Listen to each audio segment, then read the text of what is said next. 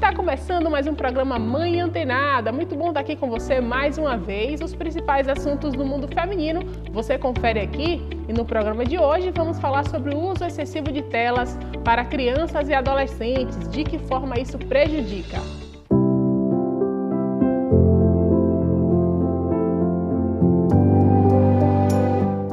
O uso excessivo das telas tem se tornado uma preocupação entre os pais.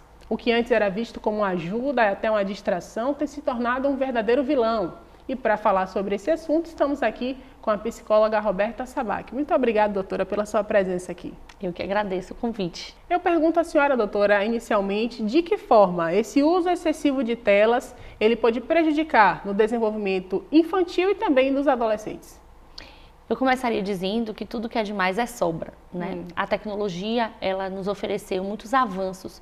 Inclusive, os próprios adolescentes e crianças buscam na tecnologia entretenimento, conhecimento, buscam pesquisas, fazem investigações que fazem parte do processo e isso é fundamental, não tem como a gente voltar atrás nessa realidade. O que a gente está falando aqui é de um uso sem controle que, de fato, aparece como uma maneira de tamponar algumas questões na vida dessas crianças, desses adolescentes, ou às vezes para os pais ser difícil estabelecer alguns limites e acaba instituindo esse uso como um paliativo diante da dificuldade deles de gerir essa demanda. Então, de fato, esse uso excessivo ele traz prejuízos importantes no desenvolvimento, especialmente de habilidades sociais, que vão trazer repertório para essas crianças e adolescentes se desenvolverem na vida. Então, quando essa criança, esse adolescente troca o convívio social pelo uso da tela de uma forma muito exorbitante, a gente passa a compreender que ele vai perder uma parte muito importante da vida, que é a convivência com as pessoas, onde ele vai lidar com conflitos, vai saber lidar com pessoas, vai saber criar formas de lidar com essa convivência, que é muito importante. Para além disso, a gente fala de uma questão que tem a ver com a própria impulsividade, muitas vezes, dificuldade de controle dessa impulsividade que a gente chama na psicologia de controle inibitório. Então, essa criança que está ali sempre de frente de vídeos curtos, sendo hiperestimulado, a produção de dopamina no cérebro é muito grande. Então, de fato, ele vai sempre procurar mais alternativas para oferecer prazer. Quanto mais ele estiver de frente para a tela, mais ele vai querer estar. E isso pode trazer também prejuízos neuropsicológicos para o desenvolvimento infantil e do adolescente. Agora, isso seria até uma forma de vício também, doutora?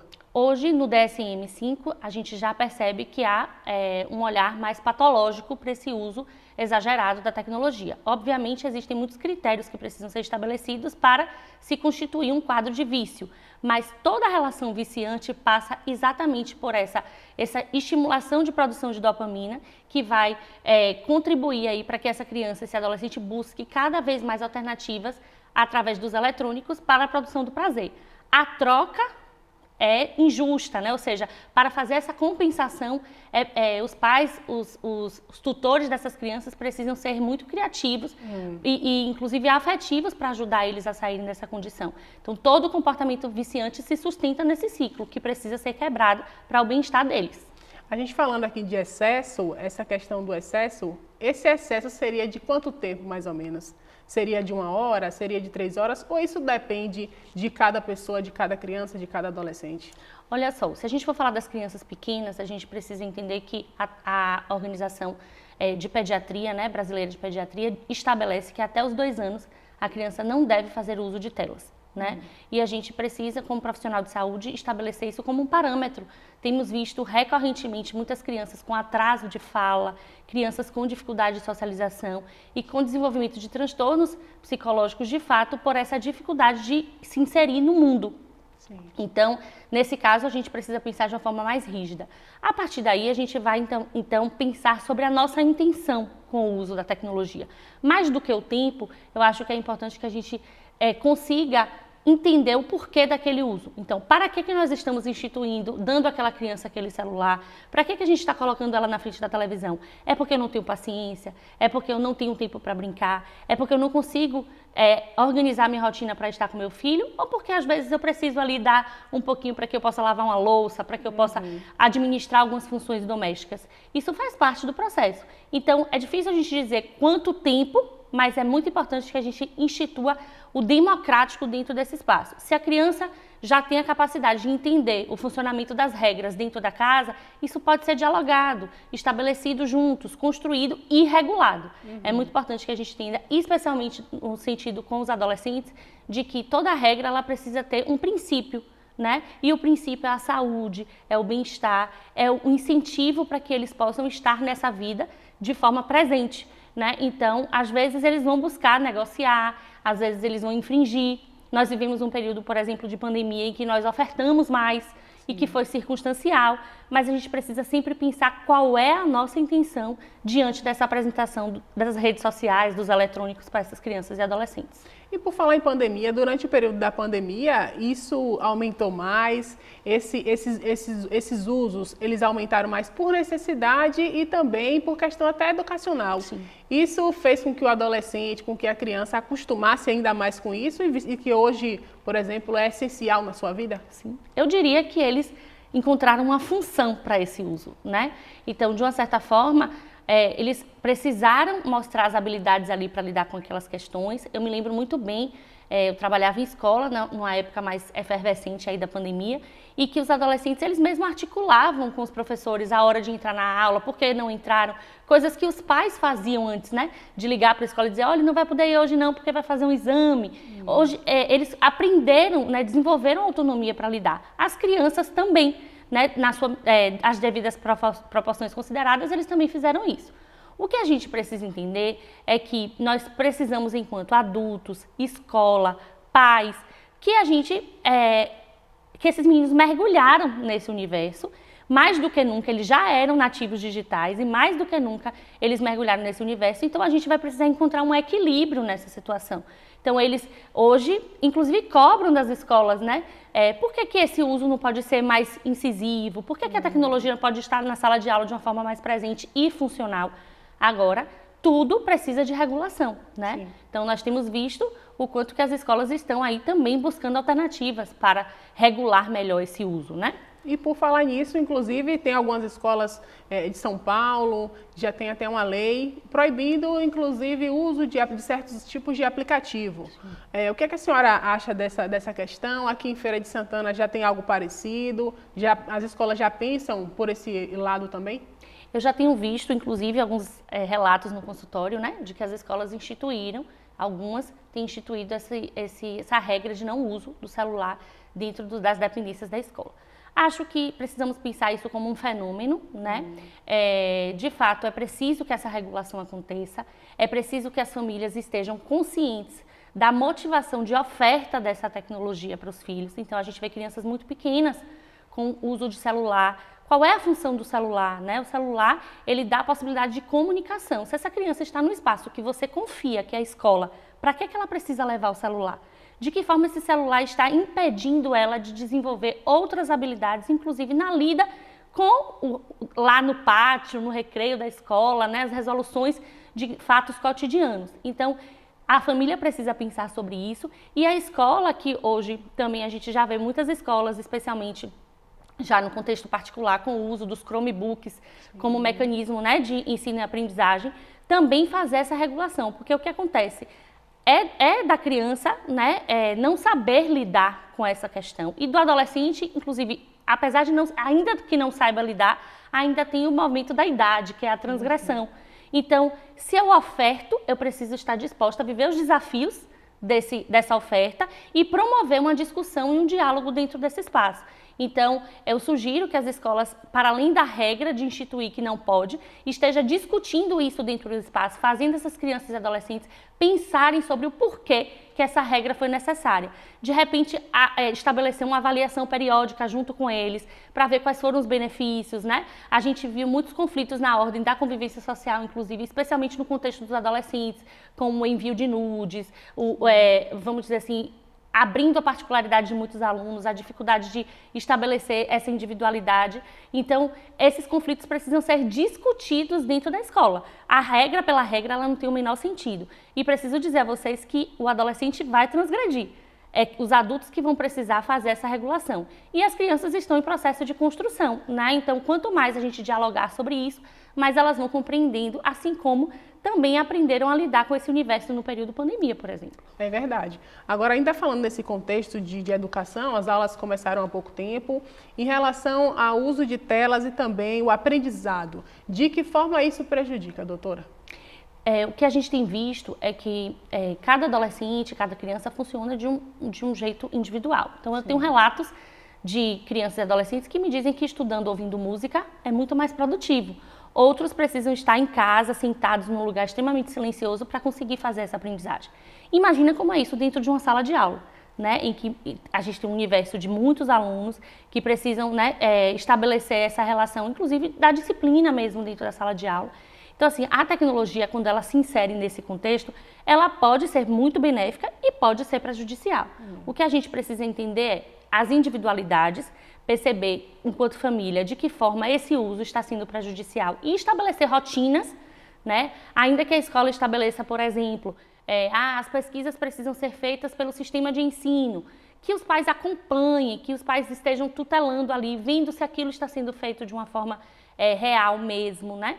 Conferir com o filho, acompanhar, para que ele possa aprender. Isso não é vigilância excessiva, isso é um cuidado, porque de fato eles ainda não têm maturidade neurobiológica para regular esse comportamento. Se de repente precisar de uma ajuda, intervenção da escola, é importante que vá lá conversar e estabelecer que tipo de contratos com esse aluno pode ser feito, né, dentro do espaço escolar. Então eu sugiro que as escolas e as famílias não deixem de pensar alternativas para lidar com essa questão. E no próximo bloco a gente vai falar como retirar essas telas dessas crianças. Mais detalhes com a psicóloga Roberta Sabac.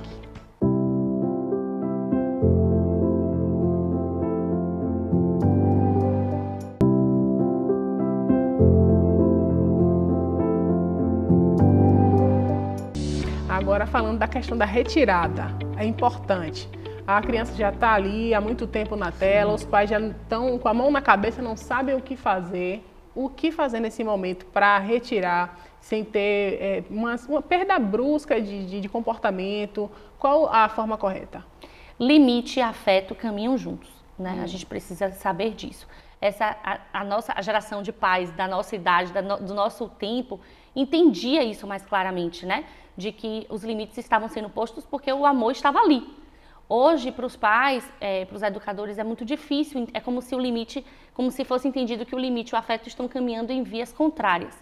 Então, assim, seja firme, né? Mostre para o seu filho, para a sua filha, que você o ama e que você está pensando no bem-estar dele. Mesmo que isso cause uma frustração, mesmo que isso cause um mal-estar familiar, é para um bem maior. Então, estabelecer combinados, sendo que esses combinados, se não for cumprir, é melhor que não estabeleça. Né? Então eu sugiro que esses combinados sejam feitos juntos, avaliar a quantidade de tempo possível, não fazer uma retirada brusca, porque de uma certa forma esse uso pode estar compensando algumas outras questões, e quando a gente tira de uma forma muito abrupta, isso pode desencadear muitas outras questões. Então que isso seja feito paulatinamente. Se for muito difícil para você pai, para você mãe, que busque a ajuda de um profissional que possa lhe ajudar a fazer essa regulação, porque às vezes algumas mudanças no contexto familiar precisam também acontecer para que essa retirada possa ser mais tranquila, né? A oferta do contato dessas crianças e adolescentes com a natureza é muito importante. Isso tem sido protocolo médico. Os pediatras, os neuropediatras têm recomendado, né? Então, inclusive os ebiatras, que são os profissionais responsáveis pelo cuidado com os adolescentes, né, tem recomendado subir numa árvore por dia, né, conhecer espaços, praças, espaços ao ar livre na sua cidade que possam dar essa possibilidade. Na natureza, a criança encontra tudo que ela encontra na rede social, na tecnologia, desafios, formas de encontrar com o outro, de se conectar com o que é natural. Então, essa troca ela vai precisar ser feita aos poucos para que essa criança e esse adolescente consiga descobrir o que é a beleza da vida. Agora, doutora, essa questão do uso excessivo, as pessoas que usam mais, as crianças que usam mais, as crianças que usam menos, elas prejudicam do mesmo jeito, chega no cérebro da criança prejudicar da mesma forma que um uso, por exemplo, de 4 horas, o outro usa 1 hora, é prejudicial da mesma forma? Da mesma forma, não, né? A gente precisa entender que o uso, que de fato inviabiliza esse contato dessa criança com o mundo externo, ele vai ter um impacto muito maior, né? Então, uma criança que joga de uma forma muito insistente, né? Assim, a gente vê crianças e adolescentes virando à noite, jogando, né? Que a gente aí, notadamente, não precisa nem que um profissional especialista diga. A gente tem esse bom senso de avaliar o quanto que aquilo pode estar sendo prejudicial. O que é exceção, ok, mas quando isso se estabelece em uma regra, de fato isso vai incidir na dificuldade de regulação, né, das emoções, dos impulsos, e isso vai prejudicar, por exemplo, estratégias de concentração, estratégias de controle dessa impulsividade, ou seja, uma criança que não consegue parar quieta, que levanta o tempo todo, que tem dificuldade de manter a atenção. Um alerta que eu faço, por exemplo, e uma sugestão, né, com relação aos vídeos muito curtos. A gente sabe que existe uma rede social que está defendendo muito essa ideia dos vídeos muito curtos, e as crianças e adolescentes estão em muitos lugares ao mesmo tempo e ao mesmo tempo em lugar nenhum, né? Porque eles estão passando o tempo todo ali por vários conteúdos de diversas ordens. Então eu sugiro que para as crianças já sejam ofertados filmes maiores, né? Vídeos maiores, então os clássicos, os desenhos, que eles possam passar mais tempo assistindo um mesmo conteúdo, né? Isso talvez possa ajudar ele a regular essa questão da própria ansiedade na lida com esse conteúdo. E para os adolescentes é justamente criar, né, estratégias dentro dos valores familiares de quando será ofertada essa autonomia para o uso do celular, do tablet e do computador. Uma outra dica é que os computadores eles possam estar em espaços que sejam coletivos dentro de casa. Isso é uma forma também de repente, controlar o que está sendo usado ali, né? Então, quando a gente está dentro do quarto trancado, né? Sem uma supervisão, de repente eu me sinto à vontade para conectar em tudo. Quando esse computador, essa tela, ela está no âmbito do coletivo, essa regulação vai automaticamente ser melhor.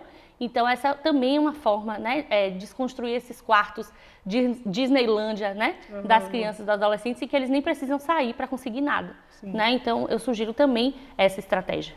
Esse uso das telas, doutora, excessivo, ele pode inclusive desencadear ou até aumentar, por exemplo, crianças que têm algum tipo de transtorno, ele pode aí desencadear e aparecer? Sem dúvida.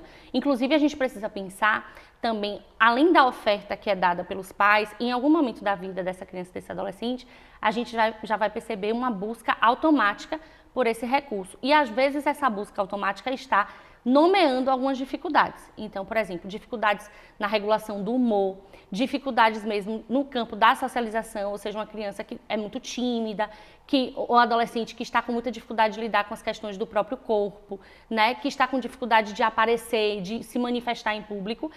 O uso da tecnologia pode estar sendo compensatório. Então, observa como a gente precisa estar alerta a essas questões, né? Então, sempre que houver uma mudança de comportamento muito brusca de um adolescente, de uma criança, a gente está atento. Se aumentou o uso da tecnologia, se saía demais e agora não quer sair mais, né? Ou qual é a função, o que é que esse uso excessivo está compensando na vida dessas crianças e adolescentes. A gente tem visto, inclusive, crianças e também adolescentes com dificuldade de se alimentar, né? Até o pareamento no processo de introdução alimentar, que às vezes os pais têm muita dificuldade de lidar com um filho que não está comendo e às vezes insere ali a tela para que ele possa comer sem perceber, o quanto que isso lá na frente pode trazer um impacto muito grande, inclusive no desenvolvimento de transtornos alimentares, né? O que eu sempre digo, o uso da tela pura e simplesmente ele não causa nenhum transtorno, mas ele pode ser um gatilho para o desenvolvimento de muitos outros diante do que fica escondido a partir desse uso exacerbado. Agora, para a gente finalizar, a gente falou muito da questão das telas como vilã. As telas, elas podem ser utilizadas e revertidas para questões positivas? De que forma? Não tenho dúvida, acho essa pergunta excelente e necessária. A gente costuma demonizar aquilo que nos causa problemas, porque é uma forma que a gente tem de também se defender do nosso papel nesse processo. Existem filmes maravilhosos, vídeos maravilhosos, youtubers maravilhosos, influencers maravilhosos que podem contribuir na formação das nossas crianças e adolescentes. O que é preciso, minha gente, é que a gente esteja ao lado desses meninos e meninas, que a gente consiga traduzir esse conteúdo para eles, que a gente consiga dialogar com eles sobre esses fenômenos, porque senão a gente também está comprometendo a inserção desse sujeito na vida, porque de fato quando a gente faz uma proibição pura e simplesmente a gente também está dizendo para ele que nós estamos remando contra a maré.